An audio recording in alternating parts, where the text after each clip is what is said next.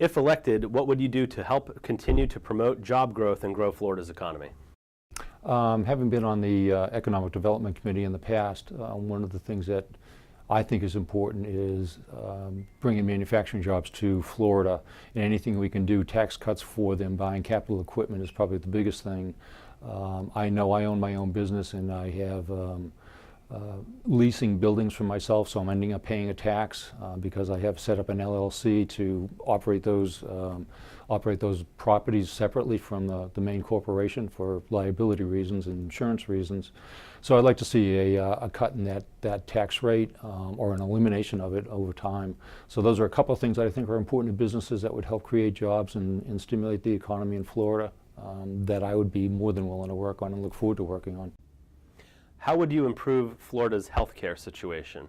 Well, the first thing I wouldn't do is vote to expand Medicaid. I have been a provider for Medicaid services for the past 28 years. It fails the providers, it fails the patients, and studies out of Washington, the state of Washington, indicate that it doesn't provide any better patient care for people that aren't getting any insurance or don't have any health care insurance at all. So I wouldn't do that. I certainly would advocate, because we're looking at shortages in health care for nurses, paramedics, physicians. We've got an aging healthcare workforce. We've got to drive more people to those sort of areas if we want to continue to provide quality healthcare to the citizens of Florida.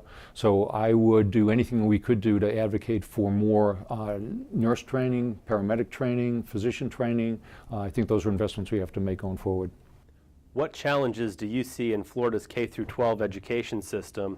And if elected, what would you do to address those challenges? K-12, same thing. There's going to be a shortage of teachers going forward. I'm a firm advocate of charter schools and school choice.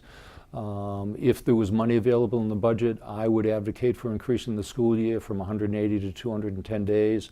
I think if Florida had the reputation of having the highest K-12 standards in the nation, companies would look at us and see that when they came here to hire one of our graduates from the K-12 program, that they were hiring the very best and the very brightest from across the state.